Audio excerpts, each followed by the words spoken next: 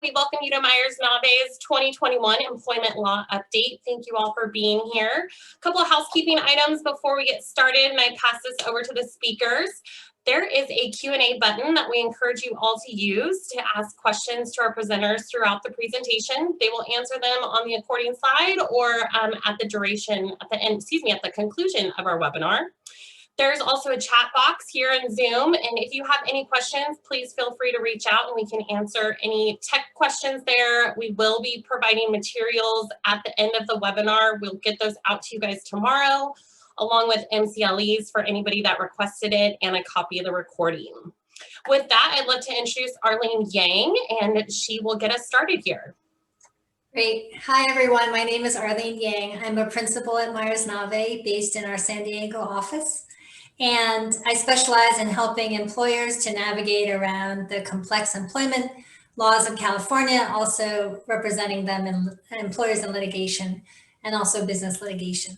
So I know many of you on the call today are clients of Meyers Nave, but in case you're not familiar, Meyers Nave is a full service law firm which provides a range of services, including transactional matters, litigation, general counsel services, regulatory compliance, and a whole range of services. We represent corporations, public entities, nonprofit organizations, and public-private partnerships. And we have offices around the state. So we're based in San Diego, Oakland, Los Angeles, Sacramento, and Santa Rosa. Our labor and employment attorneys, we focus on providing practical advice for employers. And so that can include day-to-day employment law questions, drafting and revising employment handbooks, internal trainings and programs, internal investigations, grievances and labor issues, also litigation in state and federal courts and arbitration or wherever it may arise. So there's a whole range of services that we provide. I'm joined today by two fantastic attorneys from Meyers Nave, Gaurav Ahuja and Angelica Pepinito, and I'd like you to both introduce yourselves. Gaurav, you want to go first? Sure. My name is Gaurav Ahuja. I'm an associate with Meyers Nave, as Elise mentioned. I'm based in Oakland, and my focus is on working with public entities mostly and doing workplace investigations. Hi, my name is Angelica Pepinito. I'm also an associate with the Labor and Employment Group and the Workplace Investigations Group. Similar to Gaurav, I do a lot of advice and counsel work with public entities and private businesses, a lot of work in workplace investigations. Great. And so before we get started, as we are lawyers, I wanted to just provide a little disclaimer. Please be advised that this information is subject to change, and this is information presentation. It's not supposed to be legal advice. So if you have particular questions or problems, please consult with an attorney.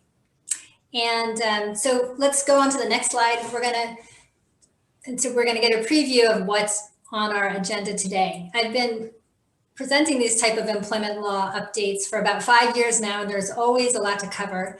And of course, this year is even more than ever because we have COVID on top of all the regular employment law things that are happening. I wanted to, just before we get started, so we can take questions at any time, but also we had some questions for you. So we're going to start with a poll question to find out who's joining us today, just to find out how many employees your organization has. And while we're doing that, I want to just give you a little preview of the topics that we're going to be covering. So we're going to have COVID health and safety issues. And then, of course, that could be an hour or two in itself, but then we also have equity in the workplace, including discrimination and harassment, compensation and wage and hour issues, leave, benefits and accommodations, and then other, and then we should have some time for questions, but feel free to bring them up in the end. So if we can see our poll results, we have, it looks like 41% have over 100 employees. And then the next highest is 6 to 25 employees, 23%. So we have a range of employers here. That's helpful. Okay, so let's move on to our next section, which is COVID-19 health and safety. And please take it away, Gaurav. Hey, everyone. I wanted to, I believe there's a, okay. So yeah, my focus usually is on COVID-19 health and safety. I've been advising employers on this aspect of the law in the last 9 months. And I believe there's a poll coming. Yes. So while you guys are answering, can we go to the next slide? Okay. So the law that I've been asked most about since the new year has been AB 685. And AB 685 basically is the written notice to employers who have possibly been exposed to COVID-19. AB 685 states that an employer must provide written notice within 1 business day to employees, subcontract employees, and union reps. And the information that must be includes COVID-19 related benefits and disinfection and safety plans. In terms of record keeping, the employer must preserve a copy of notice for 3 years. And if there is an outbreak, the employer must notify the local public health agency within 48 hours. Next slide. And we see that the poll voted, 80% voted, the question was, when there has been a workplace outbreak, who are employers not required to notify? And 80% of you voted the primary care physician for all exposed employees, and that is correct. Next slide. So the takeaway for AB 685 is employers should have a written letter or email or text ready to go when there's either a potential exposure or an outbreak. You want to make sure that all your email information and your contact information is up to date, so you can send out those notices to those employees. And you want to have a procedure in place of how to determine and report an outbreak to a local public health agency. Next slide. Related law to AB 685 is SB 1159, and this is the Workers' Compensation COVID-19 presumption. And so basically, it does basically 3 things. First, it creates a rebuttable presumption for employees who were confirmed positive cases between March 19th and July 15th, that the COVID-19 case occurred in the workplace. So the burden is on the employer to prove that the COVID-19 positive confirmed case did not happen in the workplace. And the second thing it does, it gives that same presumption to for employees who are first responders and healthcare workers. And this presumption is in effect from July 6th to January 1st, 2023. And it also creates the same presumption when there's an outbreak in the workplace. And as you can see, the outbreak is defined below. It's 4 positive tests if you have more than 100 employees, or 4% of the location if you have less than 100 employees. The third thing this SB 1159 does, it requires mandatory reporting to claim administrator within 3 business days. Next slide.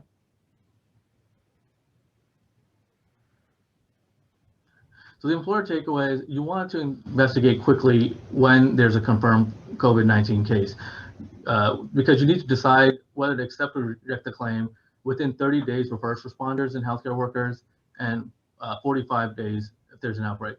You also want to work with your carrier, your workers' comp carrier, to ensure you provide workers' compensation claim forms and other necessary information to employees. I will pass it off to Angelica to do the next slide. Okay, so I'm going to talk a little bit about the new Cal OSHA emergency standards. For those who aren't familiar, Cal OSHA is the state division that pertains to that's responsible for enforcing California's laws and regulations pertaining to workplace safety and health. Prior to the adoption of these emergency standards, there were very few enforceable regulations pertaining to COVID-19 workplace hazards.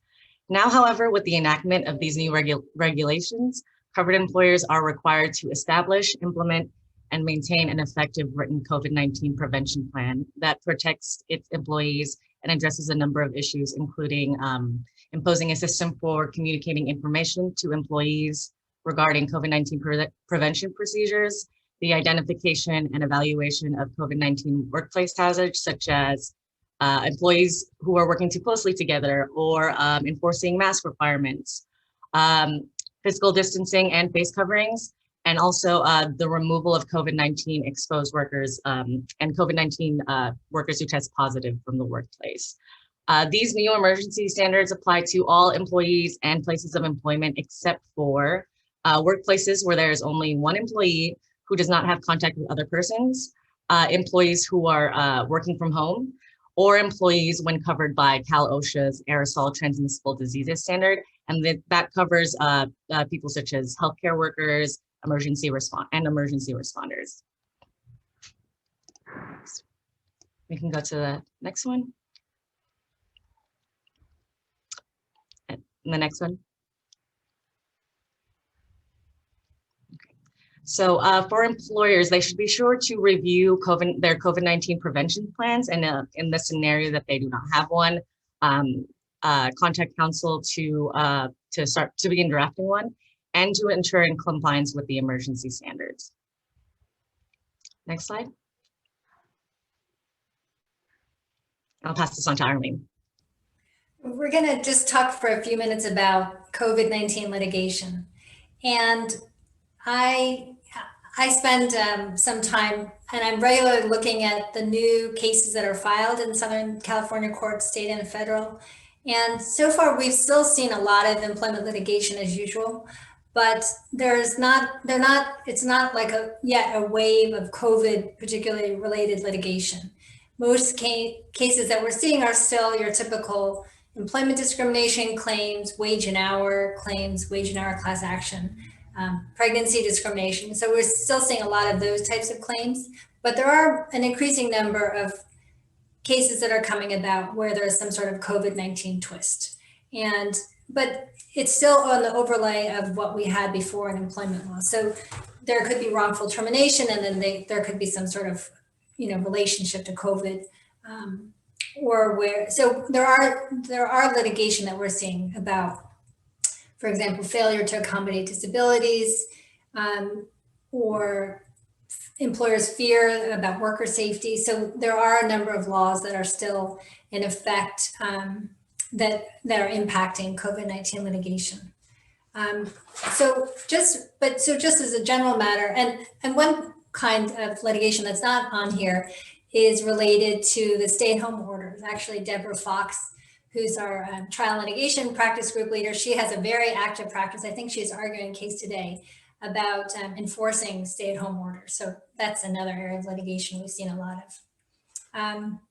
But some things that you want to take away when you're thinking about COVID-19 litigation, if we go to the next slide, it's generally, you want to be thinking about just ensuring generally compliance with your laws, especially your wage and hour laws, because when there are terminations and employees may go to an employment lawyer, then they might say, well, there's no discrimination claim here, but looks like they weren't paying you overtime. So that's how a lot of the cases we see come about, where someone may think they have one kind of claim and they go to the lawyer who can dig around and find some sort of wage and hour claim. So that's pretty important to keep in mind. Also, we recommend having arbitration agreements, which can help to ward off frivolous claims, but also can reduce risk from juries.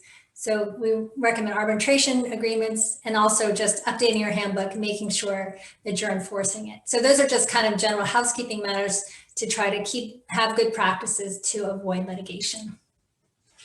And then if we go on to the next section, we're going to look at equity in the workplace, anti-discrimination, anti-harassment, anti-retaliation. So I think what's our next slide? Okay, so normally when in this section, we talk a lot about just discrimination laws, enforcement, anti-retaliation or harassment training in the past, but it's really important also to think about diversity, equity, and inclusion. So of course, everyone remembers starting June of 2020, there were a lot of protests related to Black Lives Matter, following the killing of George Floyd. And that prompted a lot of companies to have some hard conversations within their own company about diversity, equity, inclusion, and what needs to be done, or having those conversations about racial equity in the workplace. And we're going to see more of that continuing in 2021. I mean, if you just look and see what happened last week, where we have all these people, many of them who are claiming to be white supremacists, who were storming the Capitol, it's brought up a lot of feelings of anxiety and concern among employees. And so these feelings are going to be raw and around. So these issues are not going away, and they certainly haven't been solved. So what can employers do about it? It's not just focusing on what the bare minimum is to avoid legal liability and avoid claims of discrimination. Companies that are looking at diversity, equity, and inclusion are kind of looking more broadly. So they're looking at what kind of culture changes can be put in place, what kind of policies and practices within the organization can increase diversity, equity, and inclusion while still complying with the law. And this could be in all different aspects of the company. So it could be related to recruiting, retention, pay practices, promotion.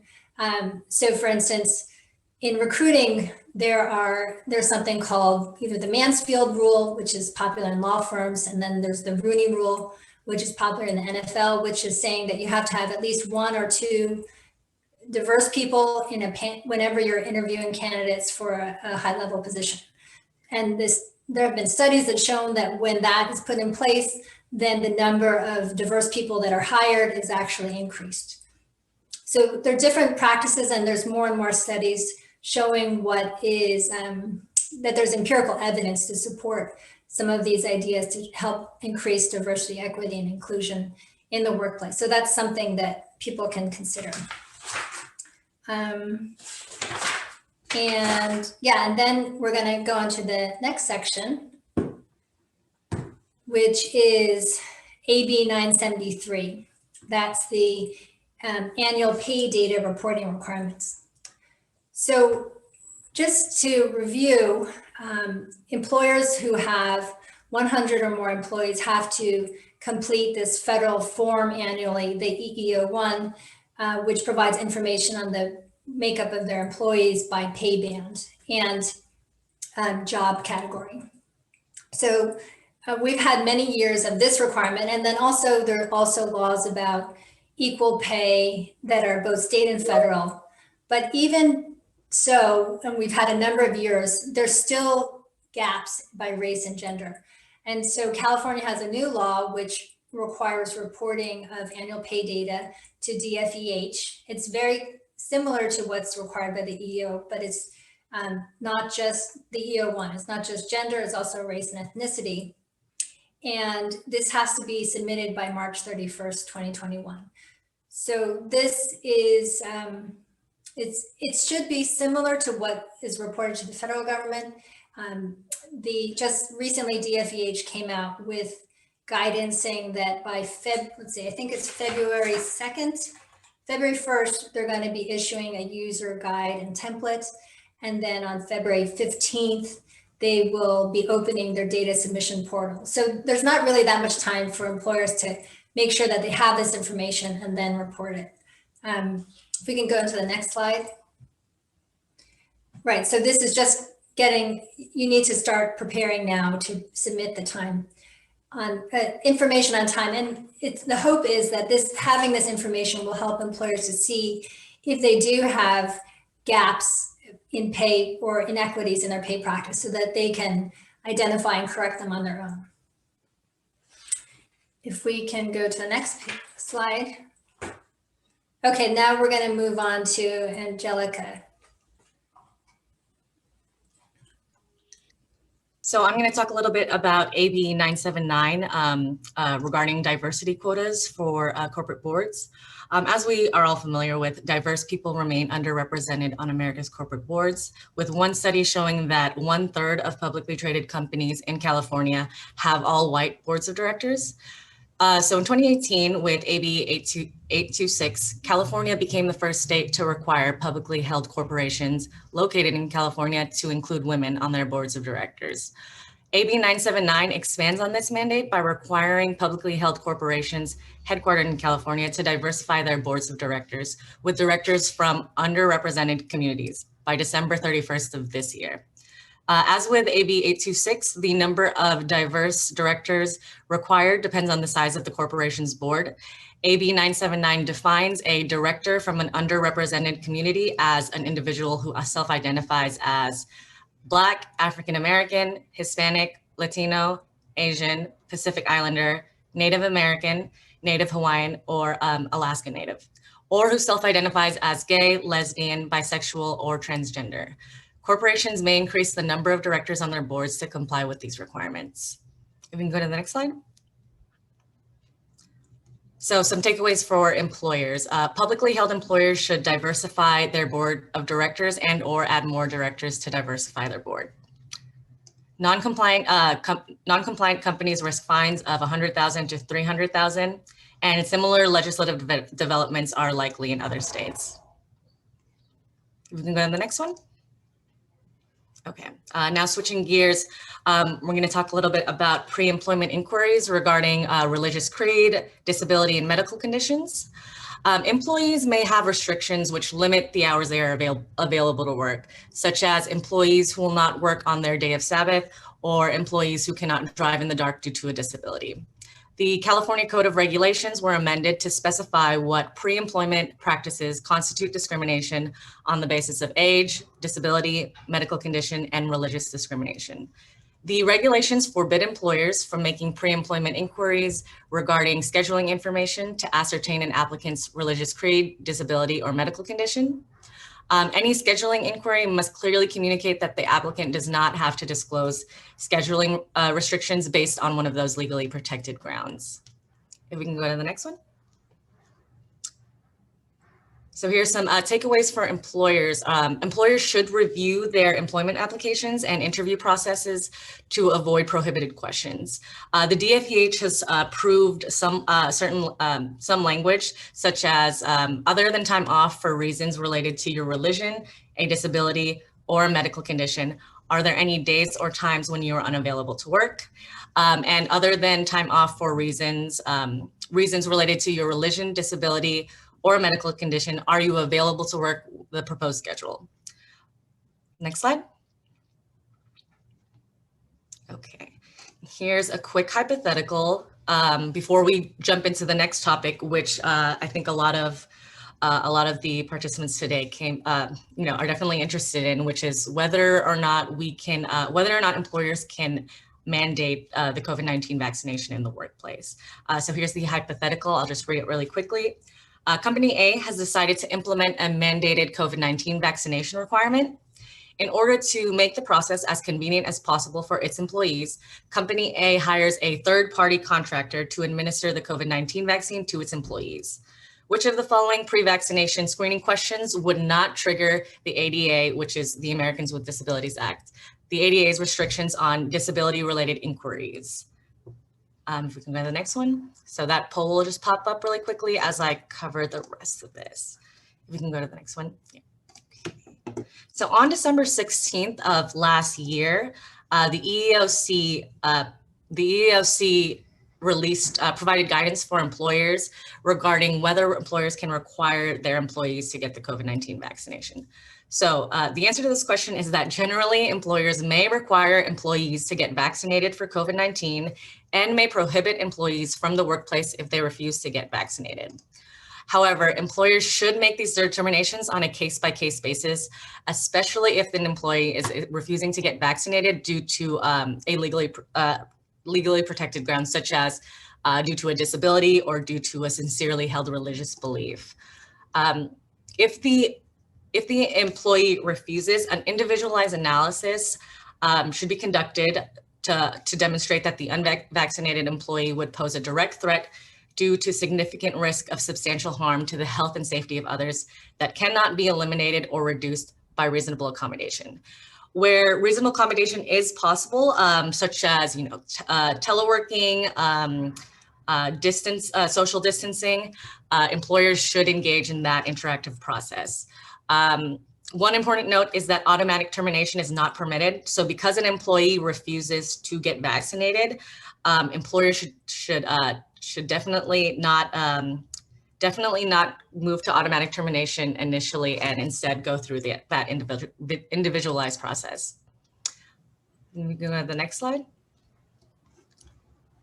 Okay. So employer takeaways. Will your company require employees to provide proof of the COVID-19 vaccination? If so, your company should identify the reasons why that policy is necessary. Employers should plan to engage in the interactive process and conduct individualized assessments, as we discussed. Okay, and if we can go to the next one. So, yeah, just before we move on to the topic, just thinking about the vaccines, it's going to be, before implementing a policy, employers really need to think through all the aspects of it. There could be some wage and hour issues involved in this, in terms of, if you're requiring employees to get the vaccine, is that time that it takes for them to get it, is that going to be considered a business expense that's going to be required to be reimbursed by the employer? There are a number of different issues that you're going to want to consider. And so the guidance from the EEOC is very helpful to understanding the discrimination aspects, but there are other aspects of the policy that need to be considered. And so we'd advise that you get some legal assistance before you implement the policies. And I'm sure as more and more information will be coming out over time, as the impacts of what happens when more and more people are vaccinated comes into effect. So next, we're going to talk about compensation and wage and hour. If we can go to the next slide. I wanted to talk about 85 independent contractors. This was, at the beginning of last year, this was all the rage, right? So AB5 came into effect in the beginning of last year, which was imposing this new ABC test, making it much more difficult for employers and their workers to have an independent contractor relationship. So there was quite a bit of outcry and quite a bit of lobbying by different industries, and many different bills that have been proposed to amend AB5. And what finally resulted was this AB 2257, which was signed in September of 2020. And it added some exemptions. I'll go through them a little bit so you can see some of them. It kind of shows you, the power of lobbyists, because it's very specific industries and types of employment that are affected. It doesn't affect most employment relationships. And then we also had Prop 22. I'm not going to really talk about Prop 22 here, because that was approved by the voters in November, and it was only related to app-based drivers. So Lyft and Uber. We had gotten a lot of questions after this proposition passed. Is this going to affect me? But unless you're an app-based driver, it's not going to affect you. So I'm not going to focus on that. So if we go on to the next slide, this is just kind of a summary of some of the types of new exemptions that are available in AB 2257. So the biggest one is going to be the business service provider exemption. That it's making it easier to use that exemption. So that's a possibility. And also some business to business relationships between two individuals. And different requirements about a single engagement event in the same location, no more than once a week. So there's a lot of different requirements. What I'd recommend, if we can go into the next slide, we can talk about kind of the process we would go through when looking at independent contractor agreements. So typically the first place to start is looking at this ABC test, which the employment relationship must meet all three of these things to be not considered an employee. So free from the control and direction of the hiring entity, in connection with the performance of the services, both under contract and in fact, and that the work is outside the hiring entity's usual course of business, and then they're customarily engaged, independently established trade, occupation, or business. So the main idea of this is looking, Dynamics case was a case where it was a delivery company and the workers were delivery drivers. those people were performing work that was outside the hiring entity's usual course of business. No, there's no way they could pass this test. That's why they were considered employees. But with AB5 and the new amendments to it, there are some ways to get exemptions. So if we go to the next slide, what it is to go through it and determine whether there might be an exemption, you kind of have to go through the statute, through the different types of exemptions, and see if any of them might apply to the relationship between the company and the worker. So looking at business to business contracting relationships, there's new exemptions for referral agencies, certain types of professional services may apply, other types of professions. So you kind of have to go through this process. But just be aware that if there's an exemption, that doesn't mean that the relationship is definitely one of independent contractor, because there's still that old Borrello test, which had a multi-factor test that it was kind of a balancing. So it's a little bit easier to meet than the ABC test, but it still is somewhat onerous. There was a study, I think it was in 2015, which showed that probably 10 to 20% of employers are misclassifying at least one employee. So even before this ABC test, many workers were misclassified. And so it's really important with the new year, might as well go and take a look and see if you need to be changing the relationships with your independent contractors. And so I think then we're going on to the next slide. Oh, so this is kind of what I was talking about. So just to keep in mind, why is it important to make sure that your workers are classified appropriately? Usually it comes about when there's some sort of problem, like if someone's terminated, then these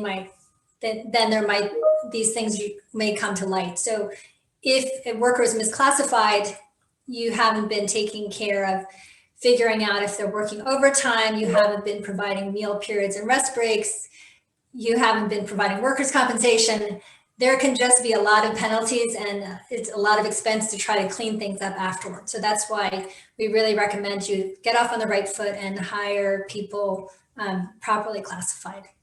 But it's a practical matter too. So you have to work and figure out what kind of risks you want to take.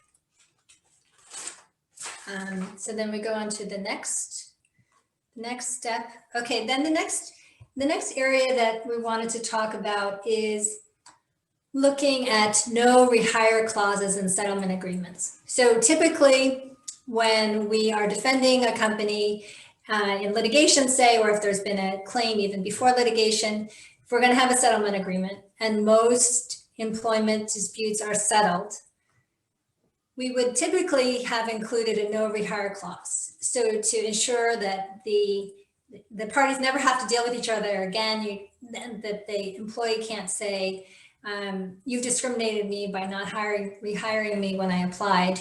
They'll have these no rehire clauses in settlement agreements. But the California legislature decided that this is really a restraint on trade and people's ability to practice their business.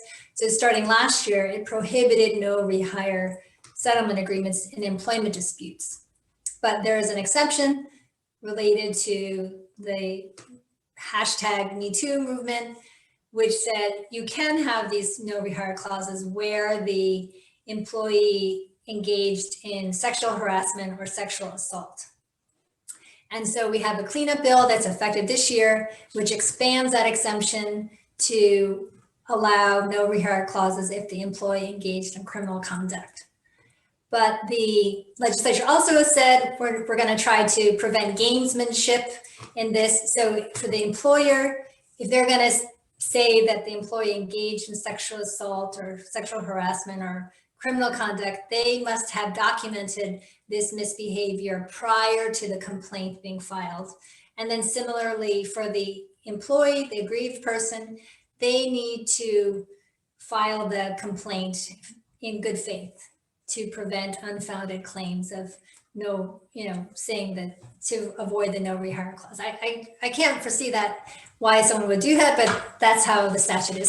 So as we turn to the next slide, we can see just to keep in mind when you have these employment disputes You cannot have a no rehire clause, but you can still have these no rehire clauses if there's been no dispute. So if it's just a plain termination, or like a layoff situation, or there's been no complaint, you can still have those agreements.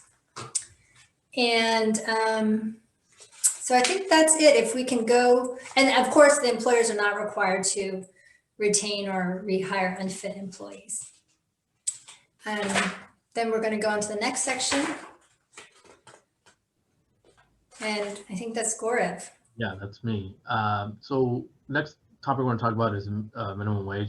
And we have a hypothetical on the screen here, and I'll read it out loud for you. And as you can see the poll, I'll read it out while you guys are answering. So Company B is a California business with 30 employees. The city that Company B is located in has posted its own minimum wage, which is $16 an hour. The federal minimum wage is still $7.25 an hour. On January 1st, 2021, which minimum wage requirement is Company B required to comply with? We can go to the next slide as people are trying to answer. As you'll see, so the effective January 1st, 2021, the minimum wage has increased, and it has also increased this.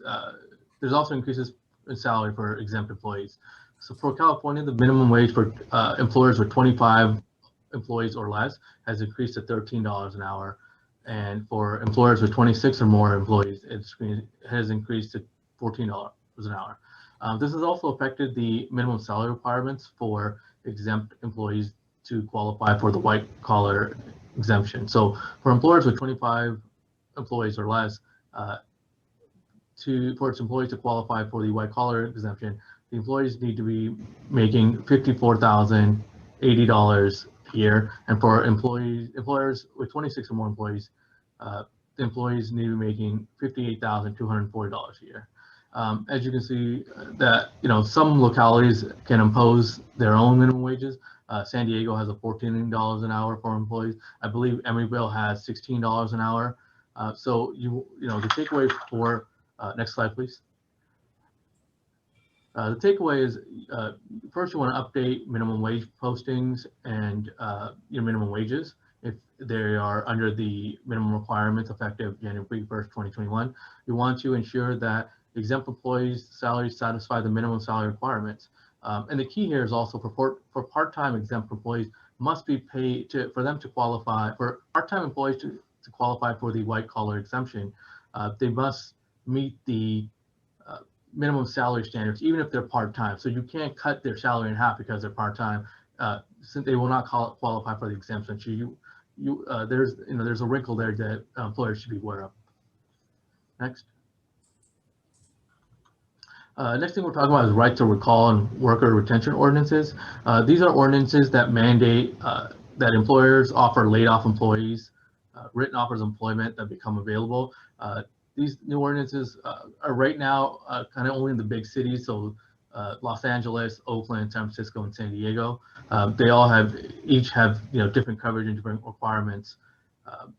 These ordinances and these requirements to retain and recall workers who have been laid off or with written offers for employment generally apply to commercial property, hotel, event center employees. Los Angeles also includes airport. I believe Oakland includes restaurant workers as well.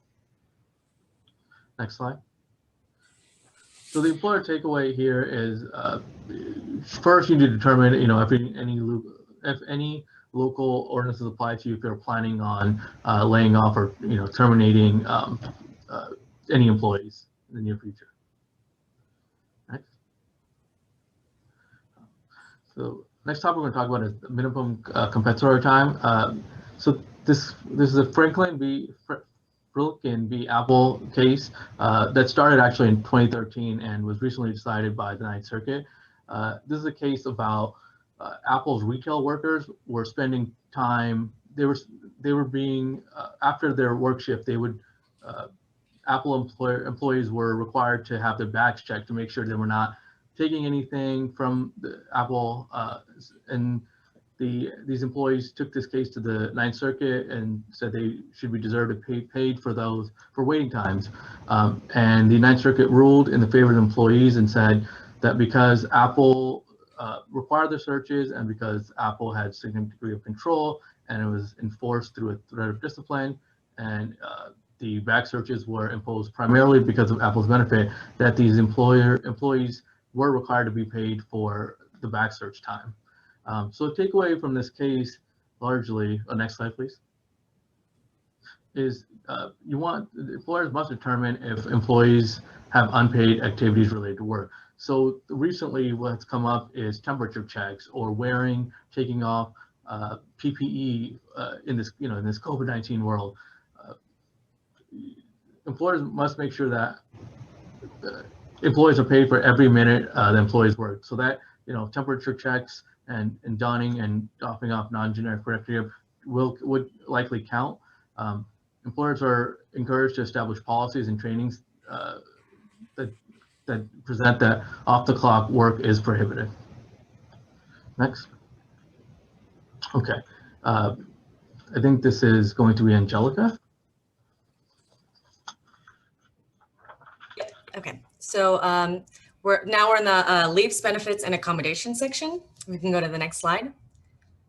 So the first new law that I'm going to be talking about is SB 1383, which is the expansion of the California Family Rights Act leave to small employers and the inclusion of more what's defined as family members.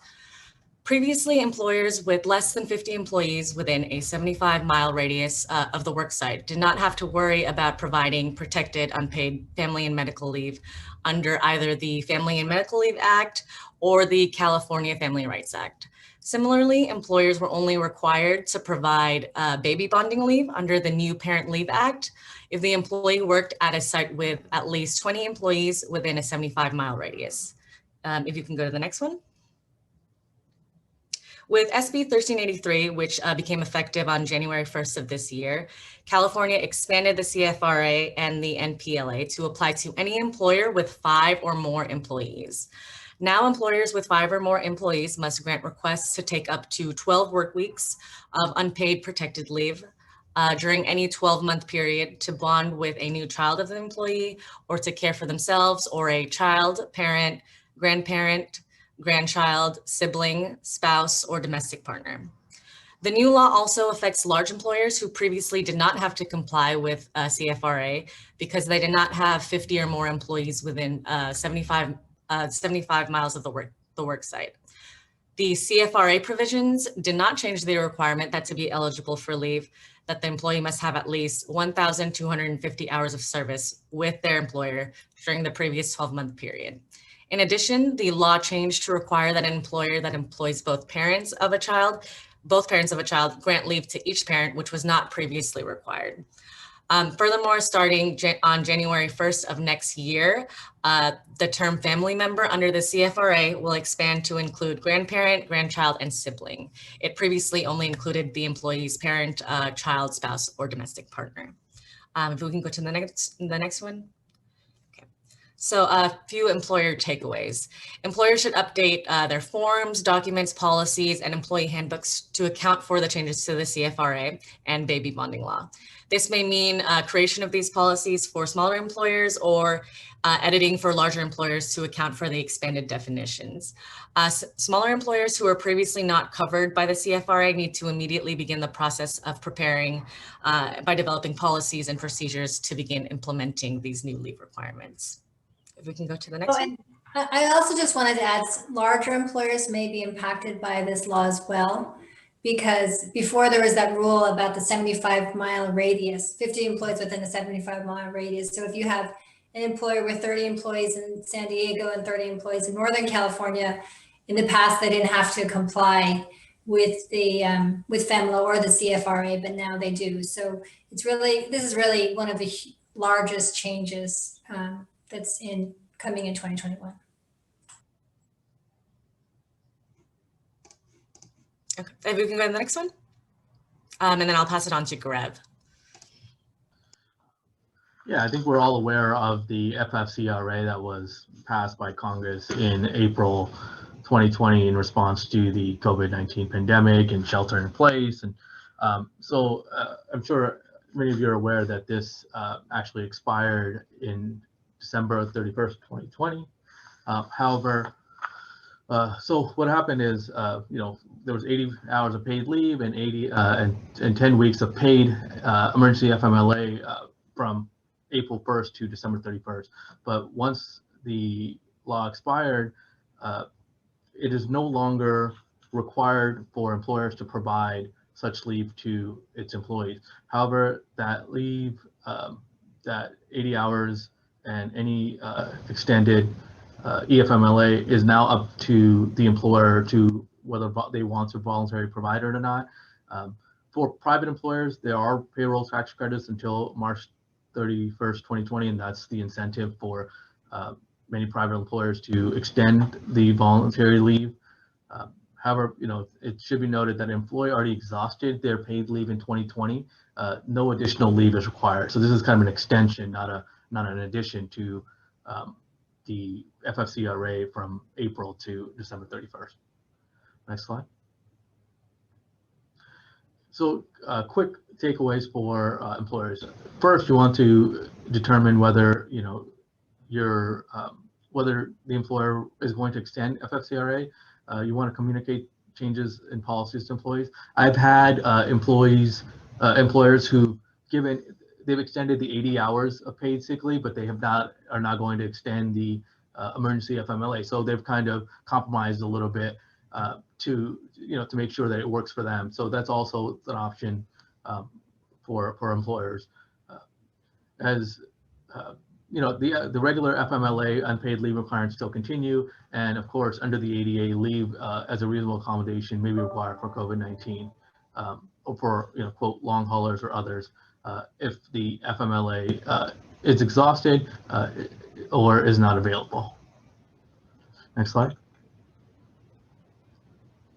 Yeah, the next topic we want to talk about is employer reimbursement for telework expenses. As we know, in this time, many employees are working from home, and so the question has come up, whether employers are required to reimburse their employees. So California Labor Code Section 2802 essentially states that private employers are required to reimburse their employees for all necessary business expenditures or losses incurred by the employee in direct consequences of discharge of his or her duties.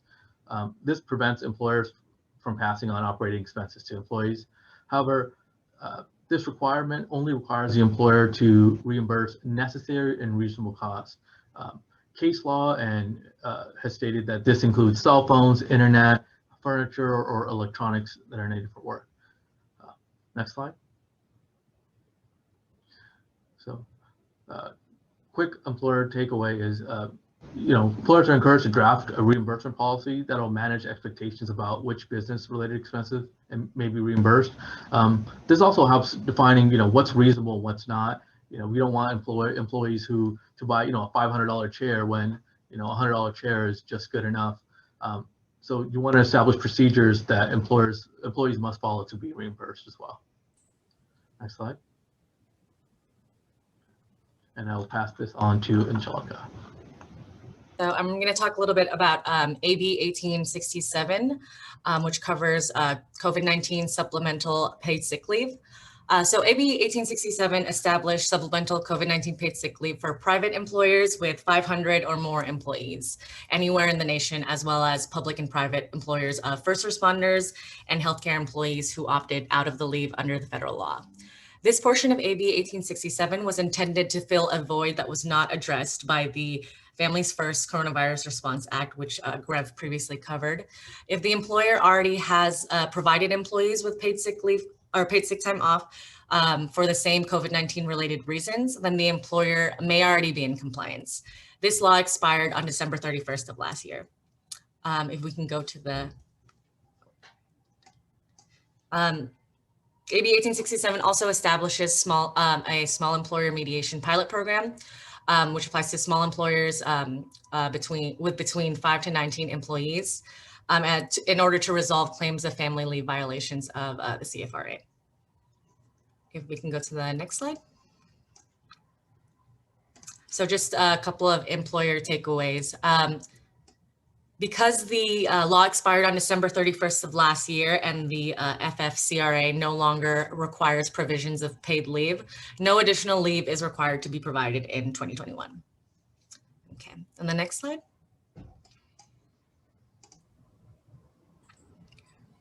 Okay, so just looking now at what we're expecting with the new Biden administration, as we have a Democratic administration coming into office.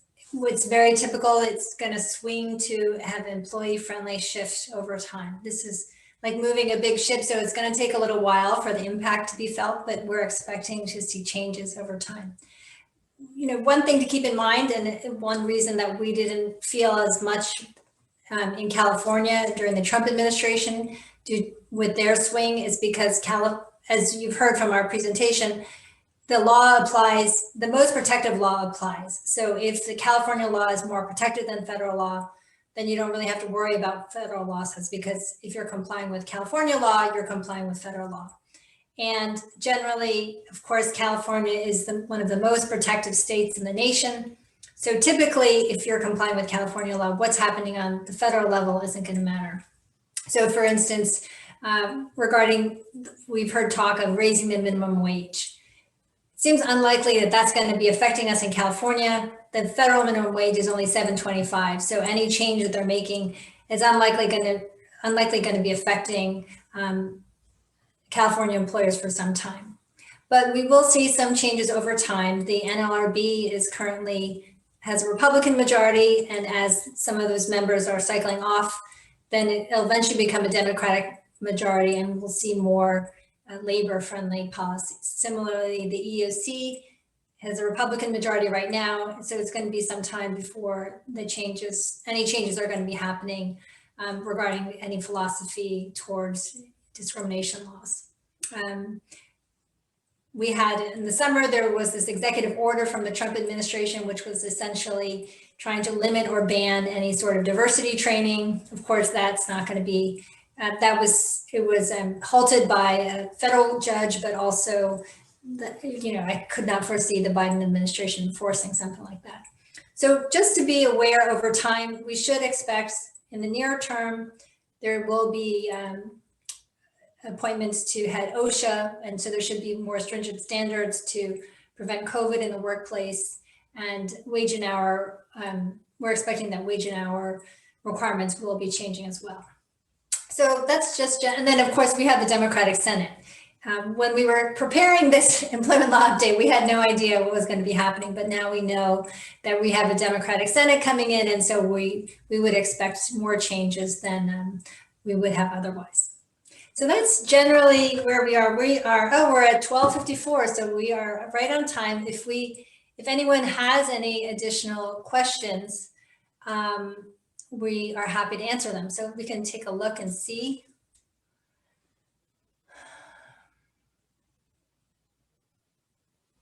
I see there's a question about sexual harassment training deadlines and about what kind of, they still have to provide a certificate of completion. I guess we can follow up with you. I don't know if Gaurav or Angelica, you have ideas about whether there needs to be a certificate of completion. I think the employer is going to want to have that type of information so that they can prove, if ever asked, that they did provide sexual harassment training to their employees.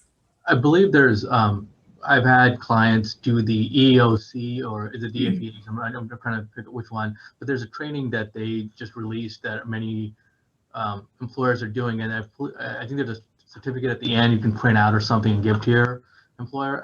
I don't know if that's what the question is kind of getting at, but I know there is a certificate of completion at the end of a DFEH video that I've talked to clients about that they had issues about.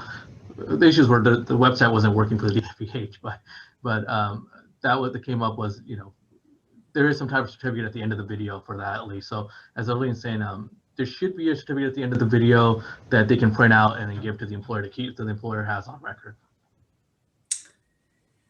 So I guess another question is, are we going to be providing the slides? Yes, if we have your email, we'll be sending out the slides. And also we have a little bit more detailed handout as well that you'll have. Some of the pros and cons of mandating vaccines. I mean, I think one issue is the initial is whether it's necessary for your business, and is it causing a threat, you know, if you have unvaccinated employees in your workplace. So there are different kinds of, so for instance, I'm on the board of a dance company that teaches students. So one thing that they're going to need to consider, are they going to require, so for instance, students cannot get the vaccine right now, right? If they're 12 or something, they're not eligible for the vaccine. What would you allow your instructors to be unvaccinated?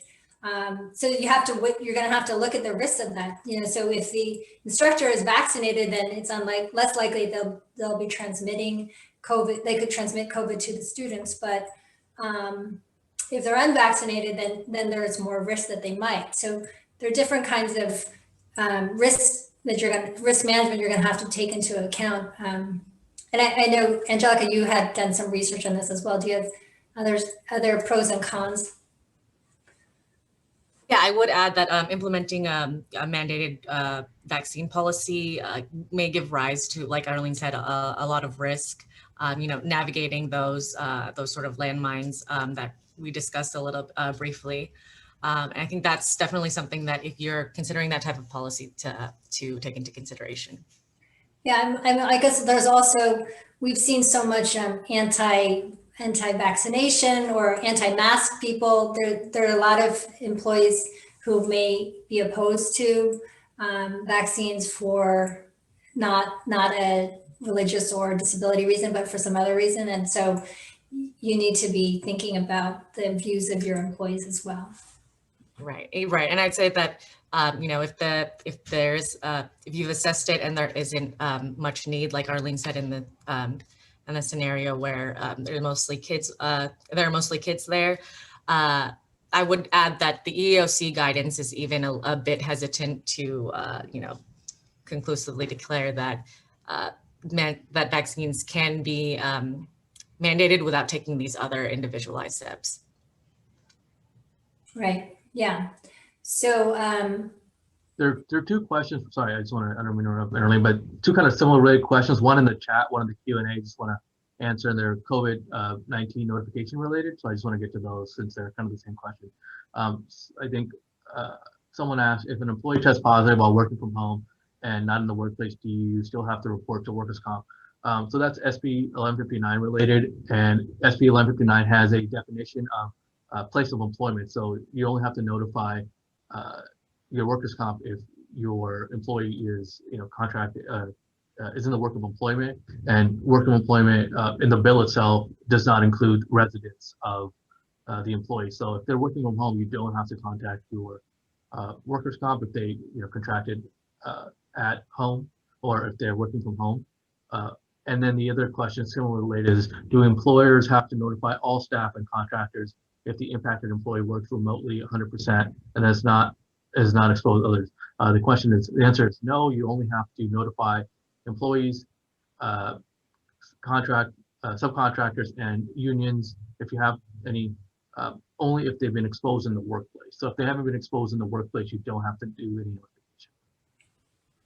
So it looks like we're right up on an hour now, and I don't want to hold us over. We haven't been able to answer all the questions, but we will try to do it offline. And if you have other questions that come up, please feel free to reach out to us. Thank you for joining us.